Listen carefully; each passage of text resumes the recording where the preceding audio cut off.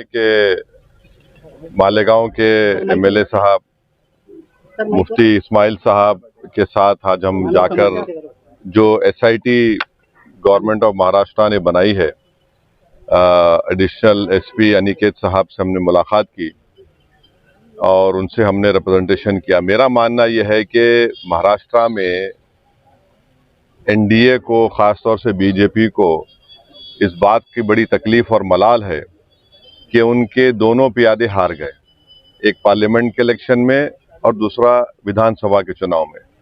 तो इसलिए वो अपनी शिकस्त को हजम नहीं कर पा रहे हैं और गैर जरूरी तौर पर इस तरह का उन्होंने एक एसआईटी तश्कील दिया है। आप हमको ये बताइए कि आप लोग तो देख रहे हैं कि जिन लोगों को गिरफ्तार किया गया है वो तमाम के तमाम तो भारत के नागरिक हैं, उनके वालिद नागरिक है, उनके भाई, उनकी माँ, उनके रिश्तेदार नागरिक है।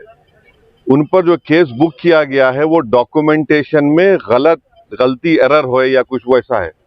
ये कोई रोहिंग्या बांग्लादेशी तो है ही नहीं, ये लोग ना कभी मालेगांव में निकलेंगे। हम महाराष्ट्र के मुख्यमंत्री से ये गुजारिश कर रहे हैं, उनसे रिक्वेस्ट कर रहे हैं कि अननेसेसरी आप पूरे मालेगांव को क्यों सजा देना चाहते हैं।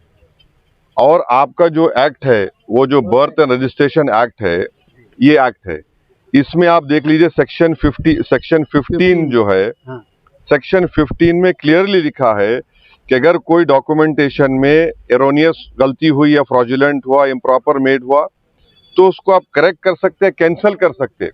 और सेक्शन 24 में आप देख लीजिए, उसको कंपाउंडेबल बना दिया गया है, पावर टू कंपाउंड ऑफेंस। तो आप इसको इस्तेमाल करिए ना।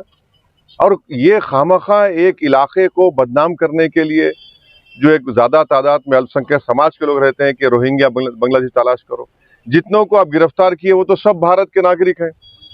पेपर में गलती हो सकती है, तो हम एडिशनल एसपी साहब से बोले कि आप यहाँ पर जो लोगों को बुला रहे हैं उनके साथ एक आदमी को कंपनी करने दीजिए, और जो धाराएं लगाई गई हैं 120B, इतने सीवियर धाराएं हैं, उसको दोबारा हम उनसे बोले कि आप देखिए उसको।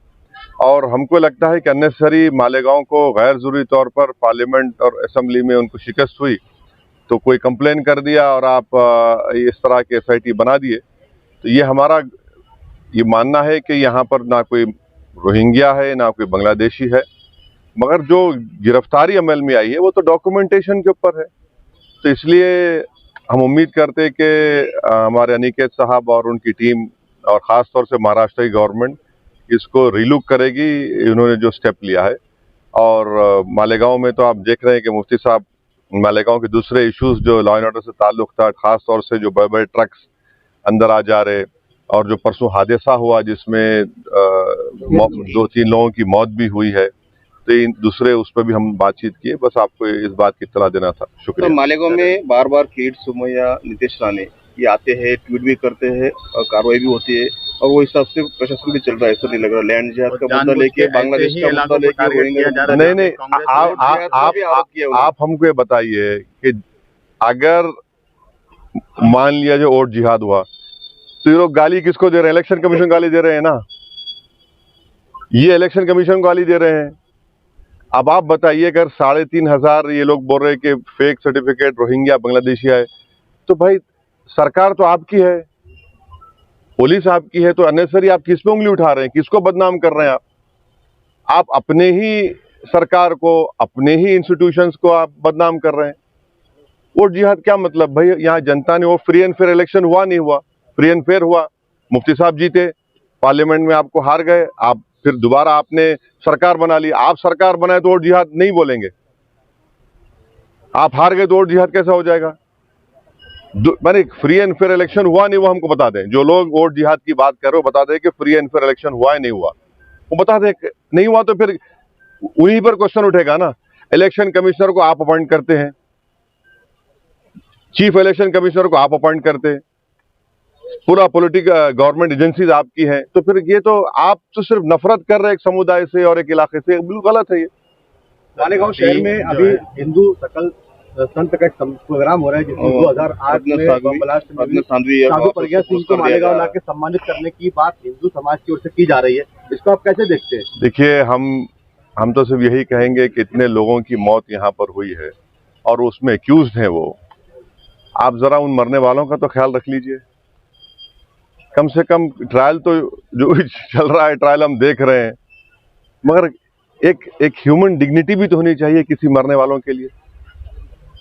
आप जख्म पर नमक नहीं बल्कि जख्म को खोलने की आप कार्रवाई कर रहे हैं, तो गलत है ये। तो इसको तो पुलिस से हम रिक्वेस्ट करेंगे कि इस तरह के प्रोग्राम्स को वो देखें, गौर करें, उसके बाद अपना डिसीजन लें। सर, जेपीसी ने जो है वक्फ मामले में जो है आप लोगों की बातें सुनी नहीं है, ये कानून अगर बन जाएगा तो आगे और कितनी मुश्किलें पेश आएंगी? देखिए, वक्फ का जो बिल जो जॉइंट वर्किंग कमेटी को रेफर हुआ था, वो जितने अपोजिशन पार्टीज के एमपीज थे, बशमूल मेरे, कांग्रेस पार्टी के, टीएमसी के, डीएमके के राजा साहब, अब्दुल्ला साहब और एक एनसीपी के मेंबर भी थे, हम तमाम ने, हमारे इमरान मसूद हमारे छोटे भाई वो भी थे, तो हम तमाम ने उस रिपोर्ट के खिलाफ अपनी अपनी डिसेंट रिपोर्ट को दिया। मेरी आप लोगों से रिक्वेस्ट है कि मैंने भी 129 पेजेस की डिसेंट रिपोर्ट दी है, वो पब्लिकली अवेलेबल है, उसको पढ़िए आप लोग। उसको पढ़ने के बाद आपको मालूम हो जाएगा कि जो मोदी सरकार ने वक्फ बिल लेकर आया है, वो वक्फ प्रॉपर्टीज को बचाने के लिए नहीं लाया गया है, वक्फ प्रॉपर्टीज को छीनने के लिए, उसको बर्बाद करने के लिए।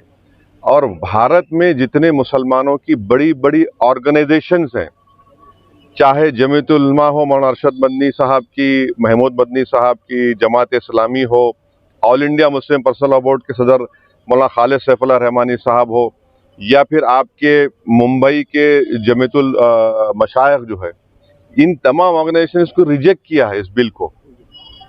ये सबसे बड़ी ऑर्गेनाइजेशंस हैं।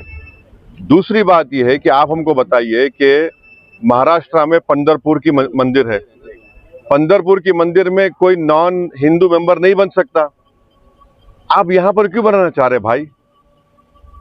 और वक्फ की प्रॉपर्टीज जो है वो गवर्नमेंट नहीं दी, वो हमारे बुजुर्गों की खून पसीने की गाड़ी कमाई, वो दान दिया अल्लाह के नाम पे। और अगर कोई मुसलमान वक्फ की प्रॉपर्टी को अल्लाह के नाम पे दान देता है तो उसमें उसके औलाद का शेयर नहीं रहता, क्योंकि वो ऊपर वाले अल्लाह के लिए दे दिया गया है। आप बोलते नहीं वक्फ वाला औलाद में बच्ची का शेयर नहीं मार खाया जाएगा, कोई भी दान देता है। तीसरी बात यह है कि उसमें वक्फ बाय यूजर निकाल रहे। हिंदू धर्म में आप बीके मुकर्री साहब की किताब है, वो पढ़िए, जो सब मानते, उसमें लिखा कि बाई कस्टम बाय यूसेज वो टेंपल की प्रॉपर्टी हो जाती, वहां पर जब हो जाती तो यहां क्यों नहीं हो सकती है भाई? और वक्फ बाय यूजर ऐसा नहीं है जो बीजेपी झूठ बोल रही कि जहां आप दस्ती रख दिए, जहां पे हाथ रख दिए, या जहां पे जाके मुफ्ती इस्माइल साहब नमाज पढ़े वक्फ हो जाती, नहीं। बाबरी मस्जिद, राम मंदिर केस में 4-5 पेजेस है, पैराग्राफ्स है, जिसमें सुप्रीम कोर्ट ने वक्फ बाय यूजर को अपहेल्ड किया, अब उसको निकाल रहे हैं। लिमिटेशन एक्ट हिंदू एंडोमेंट पे अप्लाई नहीं होता, एसजीपीसी सिख गुरुद्वारा अप्लाई नहीं होता, आप इस पे अप्लाई कर रहे हैं भाई। अगर कल के दिन कोई खाबिज है, इंक्रोचर है, उसको रिवॉर्ड कर रहे हैं आप, लिमिटेशन एक्ट आप निकाल कर। कलेक्टर को इतने पावर्स दे रहे हैं आप, कलेक्टर कैसे तय करेगा भाई? कोई अपने मामले में जज बन सकता है क्या? बोलिए आप, वो तो नेचुरल जस्टिस के खिलाफ है।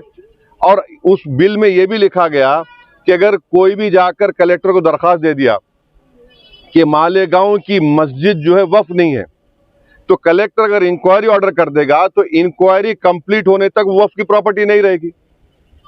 आप समझ रहे इस बात को? माने ना टाइम लिमिट है उसमें। तो जितने अमेंडमेंट्स लेकर आए हैं, अच्छा उसमें और एक अमेंडमेंट लेके आए कि भाई 5 साल तक जो मुसलमान इस्लाम कबूल करता हो 5 साल तक दान नहीं दे सकता। अब उसमें क्या लिख रहे हैं? उसको डेमोन्स्ट्रेट करना पड़ेगा। क्या डेमोन्स्ट्रेट करना पड़ेगा? मुफ्ती इस्माइल साहब देख के बोलेंगे हाँ ये नमाज पढ़ रहा, एक्सेप्टेबल होगा मोदी साहब के लिए? ये दाढ़ी छोड़ना डेमोन्स्ट्रेशन है, उसको डेमोन्स्ट्रेट करने के लिए, उसके रिलीजन के लिए? क्या रोजा रहना डेमोन्स्ट्रेशन? आप कौन होते भाई?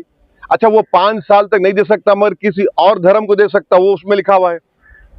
तो ये आप वक्फ प्रॉपर्टीज को बचाने के लिए नहीं ला रहे हैं, ये वक्फ को बर्बाद करने के लिए, वक्फ को छीनने के लिए, मस्जिदों को छीनने के लिए, खबरस्तान को छीनने के लिए, इवैक्यू प्रॉपर्टीज जो वक्फ हैं हजारों एकड़ में खत्म करने के लिए। आखिरी बात यह है कि ये जो झूठा प्रोपेगेंडा बीजेपी फैलाती है कि 13 लाख सबसे बड़ा तीसरा बड़ा रियल एस्टेट है, मैं आपको बता रहा हूं कि तमिलनाडु, आंध्र प्रदेश, तेलंगाना, और ओडिशा के चंद प्रॉपर्टीज को मिलाए तो यहीं पर 4 प्रदेशों में 14 लाख एकड़ जमीन है। मैं यूपी, बिहार, राजस्थान को नहीं मिलाया हूं, महाराष्ट्र को नहीं मिलाया हूं। तो ये आप ये क्यों, ये तो सिर्फ हमारी धर्म की प्रैक्टिस से हमको छीनना चाह रहे हैं आप। वक्फ जो है मुसलमानों के लिए एक इबादत है, आप उसको छीनना चाह रहे हैं हमसे। तो सरासर आप हमारे से वक्फ छीनना चाह रहे हैं, मस्जिदें छीनना चाह रहे हैं। इसका हम विरोध कर रहे हैं और भारत की पूरी जनता में बात जा चुकी है कि हिंदू धर्म के, क्रिश्चियन धर्म के, सिख धर्म के, उनके मंदिर में, उनके रिलीजियस प्लेस में कोई उनका धर्म का आदमी मेंबर बन सकता है, कोई नहीं बन सकता। यहां क्यों बनाना चाह रहे? तो ये एक नफरत है भारत के मुसलमानों से बीजेपी और मोदी सरकार की। सर, पूरे महाराष्ट्र में जो है ये रोहिंग्या बांग्लादेशी का अमरावती हो गया, अकोला हो गया, क्या ये एनआरसी का ट्रायल तो नहीं ले रहे लोग? नहीं, आप बताइए, आप चेक करिए, मगर आप जो SIT बनाकर आप क्या है इसमें, क्या है बताइए? डॉक्यूमेंटेशन में फर्क है। अब मिसाल के तौर पे आपके कितने बच्चे हैं? 2 है ना। आप भारत के नागरिक है, दूसरा बेटा भी नागरिक है। जो दूसरा बेटा है उसके डॉक्यूमेंट फर्क है तो भारत का नागरिक नहीं हुआ क्या? वो वही तो हम बोल रहे हैं ना भाई, उस बात को समझने की जरूरत है। अरे भाई, तुमको रोटी सेकना है तो और जगह सेको। आप किसी एक इलाके को, एक समुदाय को इस तरह परेशान करना, ये गलत बात है बिल्कुल। सर, महाराष्ट्र में अभी असेंबली के बाद कारपोरेशन के इलेक्शन आएंगे। हाँ, कॉर्पोरेशन इंशाल्लाह बहुत कमजोर नजर आ रही है। अरे कहाँ कमजोर नजर आ रही, इतना बड़ा मुफ्ती हमारे बाजू खड़ा हुआ है, कहाँ कमजोर नजर आ रही? 2 in 1 है ये। एक MLA। हाँ, तो ये अरे भाई, जंगल में एक ही शेर होता है ना।